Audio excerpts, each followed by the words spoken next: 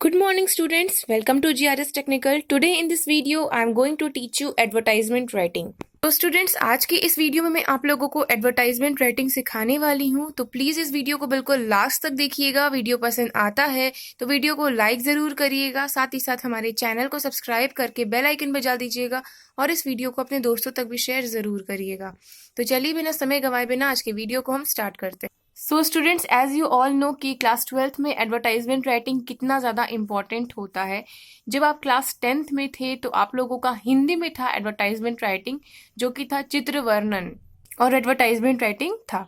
लेकिन इंग्लिश में अब क्लास 12th में अब आप एक सीनियर सेक्शन में हो, सीनियर क्लास में हो, तो आज मैं आप लोगों को एडवर्टाइजमेंट राइटिंग प्रॉपर मैनर में सिखाऊंगी, जिससे कि आपको एग्जामिनेशन में फुल मार्क्स मिल सके और आपको नॉलेज भी बिल्कुल अच्छे तरीके से हो जाए एडवर्टाइजमेंट राइटिंग का। सो सबसे पहले स्टार्ट करते हैं इस वीडियो को। तो एडवर्टाइजमेंट राइटिंग जो होता है वो दो तरीके का होता है। 2 टाइप्स ऑफ एडवर्टाइजमेंट राइटिंग होते हैं। फर्स्ट होता है एडवर्टाइजमेंट क्लासिफाइड, दूसरा कमर्शियल। पहला एडवर्टाइजमेंट होता है क्लासिफाइड और दूसरा होता है कमर्शियल। हमेशा याद रखिएगा एडवर्टाइजमेंट राइटिंग 2 तरीके के होते हैं, पहले क्लासिफाइड और दूसरा कमर्शियल। अब क्लासिफाइड के बारे में मैंने लिखा है लेफ्ट साइड में और राइट साइड में लिखा है कमर्शियल के बारे में, ताकि बिल्कुल पॉइंट से आपको बिल्कुल क्लियर हो सके कि क्लासिफाइड में क्या हमें करना है और कमर्शियल में हमें क्या करना है। तो पहले मैं आप लोगों को क्लासिफाइड क्लियर कर दूंगी, उसके बाद मैं आप लोगों को कमर्शियल क्लियर करूंगी, राइट। सो क्लासिफाइड में आप लोगों को no blocks, no designs and the language to be factual, यानी कि आपको क्लासिफाइड एडवर्टाइजमेंट में कोई सा भी ब्लॉक नहीं बनाना है, कोई भी डिजाइन नहीं बनाना है। आपका जो भी लैंग्वेज होगा बिल्कुल फैक्चुअल होगा, टू द पॉइंट होना चाहिए, राइट। सेकेंड जो पॉइंट है जो कि आपको यूज करना है क्लासिफाइड में, वो होना चाहिए कि आपका जो भी एडवर्टाइजमेंट होगा वो सिंपल होना चाहिए, फॉर्मल होना चाहिए एंड टू द पॉइंट होना चाहिए, ठीक है। तीसरा पॉइंट समझ लेते हैं, comprehensive yet must not leave any important matter, यानी कि आपको कंप्रीहेंसिव का कोई भी एक भी इंपॉर्टेंट मैटर को मिस नहीं करना है, सारा चीज मेंशन करना है, ठीक है। उसके बाद नेवर टू बी लेंदी। जब भी आप क्लासिफाइड एडवर्टाइजमेंट लिखेंगे तो आपको कुछ भी यहाँ पे कहानियां नहीं बनानी है, लेंदी नहीं लिखना है, ठीक है। वर्ड्स लिमिट करके लिखना है, इतना समझ लेते हैं। पांचवी बात जो हमें समझनी है वो है to let, to sell etcetera, इस तरीके से आपको आएगा क्लासिफाइड में। नेक्स्ट है गिव ऑल नेसेसरी डिटेल, यानी कि जितना भी इंपॉर्टेंट नेसेसरी डिटेल है हम क्लासिफाइड में लिखेंगे और टू द पॉइंट हमें लिखना है, जैसा कि मैंने आप लोगों को पहले ही एक्सप्लेन कर दिया है। नेक्स्ट चीज है give contact number, name and address, यानी कि हमें कॉन्टैक्ट नंबर देना होगा, नाम देना होगा और अपना एड्रेस भी देना होगा, ठीक है। नेक्स्ट है put matter in a box, यानी कभी भी हम क्लासिफाइड एडवर्टाइजमेंट लिखते हैं तो एडवर्टाइजमेंट लिखने के बाद हमको इस तरीके से बॉक्स बना देना है, ताकि हमारा जो एडवर्टाइजमेंट है बिल्कुल प्रोफेशनल लगे, बहुत ही सटीक लगे। बात करते हैं काइंड्स ऑफ क्लासिफाइड एडवर्टाइजमेंट। तो कितने तरीके के क्लासिफाइड एडवर्टाइजमेंट आपको देखने को मिलेंगे। पहला तो आपको सिचुएशन वैकेंट वाला मिल जाएगा, दूसरा मिलेगा सिचुएशन वांटेड वाला, तीसरा मिलेगा लॉस्ट एंड फाउंड, चौथा मिलेगा टू लेट वाला, पांचवा मिलेगा ट्यूशन के लिए, नेक्स्ट मिलेगा ट्रैवल एंड टूर्स के लिए, और उसके अलावा भी बहुत सारे होते हैं। तो धीरे धीरे करके मैं आपको सब एक्सप्लेन कर दूंगी।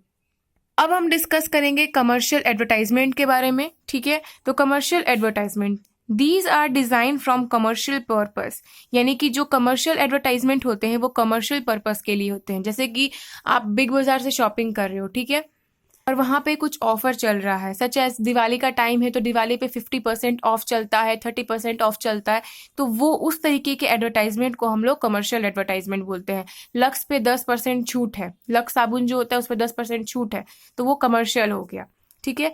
Require more space hence are costly, यानी कि ये जो कमर्शियल एडवर्टाइजमेंट होता है उसमें स्पेस बहुत ही ज्यादा लगता है, इसीलिए वो थोड़ा कॉस्टली भी होता है, ठीक है। तीसरा पॉइंट है must be attractive with visual catchy phrases and slogans, यानी कि आपका जो भी एडवर्टाइजमेंट होगा कमर्शियल एडवर्टाइजमेंट वो अट्रैक्टिव होना चाहिए और उसमें विजुअल कैची फ्रेजेस होना चाहिए, स्लोगन होना चाहिए, ठीक है। नेक्स्ट जो मेन फीचर के बारे में अगर हम बात करेंगे कमर्शियल एडवर्टाइजमेंट के बारे में, तो पहला पॉइंट आता है must be attractive with catchy slogans, caption, heading और सब हेडिंग, ठीक है। आपका जो भी जो कैची स्लोगन होगा, कैप्शन होगा, हेडिंग होगा, सब हेडिंग होगा, वो आपको लगाना ही लगाना है, तभी आपका जो कमर्शियल एडवर्टाइजमेंट है परफेक्ट हो पाएगा। नेक्स्ट चीज जो आपको हमेशा अपने माइंड में रखना है जब भी आप कमर्शियल एडवर्टाइजमेंट लिखते हो, स्पेशल ऑफर्स और डिस्काउंट इफ एनी। आपको लिखना होगा कि कितना % ऑफ चल रहा है, क्या डिस्काउंट चल रहा है, जो भी चीज है आपको यहाँ पे मेंशन करना होगा। ठीक है। अगला चीज आता है give name, number and address of advertiser, यानी कि जो भी एडवर्टाइज कर रहा है उसका आपको नाम, एड्रेस, फोन नंबर, ये सब कुछ डिटेल्स वहां पे लिखना पड़ेगा। ठीक है।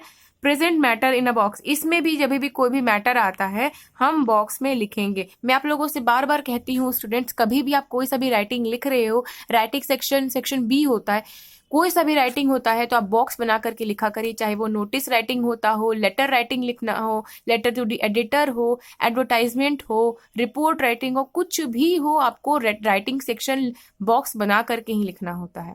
यही परफेक्ट मैनर है।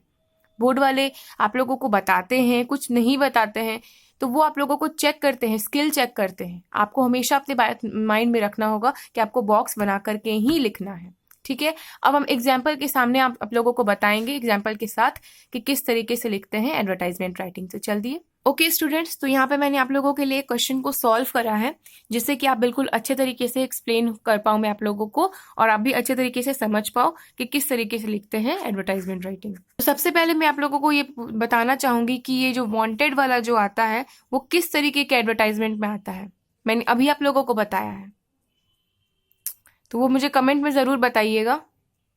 मेरे बताने के बाद मत बताइएगा, पहले ही बता दीजिए।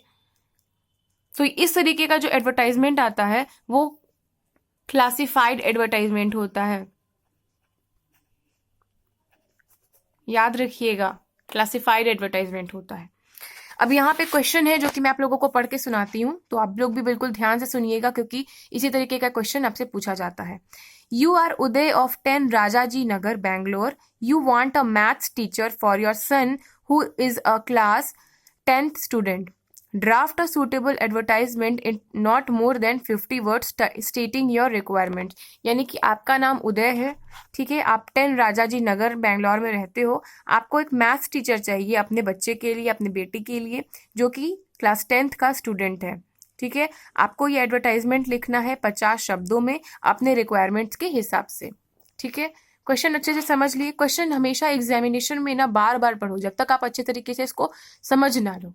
ठीक है। क्योंकि क्वेश्चन अगर आप समझ लोगे तो आपको आंसर अगर आता होगा तो आप अच्छे से लिख सकोगे। सो चलो स्टार्ट करते हैं, बताते हैं आपको कि किस तरीके से आपको लिखना है। तो सबसे पहले तो आपको ये वांटेड लगा लेना है, ये ठीक है, ये वांटेड क्रिमिनल है उस टाइप वाला नहीं लगाना है, सिंपली आपको वांटेड लिखना है कि आपको चाहिए। ठीक है। वांटेड लिख लेंगे, उसके बाद आपको कुछ इस तरीके से बॉक्स बना लेना है। ठीक है। नीचे वाला बाद में बनाना, लेकिन ये तीनों पहले बना लेना, ये वाला लाइन पहले बना लेना। उसके बाद फिर आपको यहाँ पे एक लाइन लीव करना है, उसके बाद फिर लिखना है an experience male maths teacher as a private tutor for an 10th standard boy. हमें 10th स्टैंडर्ड के बच्चे के लिए चाहिए, 10th स्टैंडर्ड के लड़के के लिए चाहिए, तो हम लिखेंगे an experienced male maths teacher as a private tutor for standard 10th boy. उसके बाद पैराग्राफ चेंज करेंगे, लिखेंगे candidate should have at least 10 year experience of teaching maths in a public school. आप अपने बच्चे के लिए सबसे बेस्ट टीचर ही ना ढूंढोगे, कोई एरा गैरा नट्टू खैरा का तो नहीं बुलाओगे, तो लिखोगे candidate should have at least 10 year experience, कम से कम 10 साल का उसको एक्सपीरियंस होना चाहिए, और वो पब्लिक स्कूल में पढ़ाता हो, इस तरीके का हमको टीचर चाहिए। He should be a strict disciplinarian to be able to deal with student on a stern note. यानी कि आपके बच्चे के लिए वो स्ट्रिक्ट होना चाहिए, डिसिप्लिन में होना चाहिए। ठीक है। Remuneration with no constraint for the right candidate. Apply with complete details to Uday 10 Rajaji Nagar Bengaluru.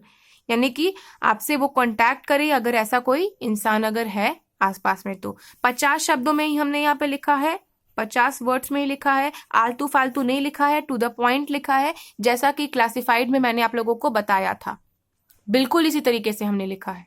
To the point है, बॉक्स में लिखा है हमने, लेंदी नहीं लिखा है हमने, कम्प्रिहेंसिव हमने लिखा है, कोई भी इंपॉर्टेंट मैटर को हमने यहाँ पे लीव नहीं किया है। बिल्कुल यही पैटर्न आपको फॉलो करना है अपने एग्जामिनेशन में और इसी तरीके से लिखना है। So students, I do hope आपको ये वीडियो हमारा पसंद आया होगा। वीडियो पसंद आया है तो इस वीडियो को लाइक ज़रूर करिएगा, हमारे चैनल को सब्सक्राइब करके बेल आइकन ज़रूर बजा दीजिएगा। Thanks for watching this video. जय हिंद, वंदे मातरम।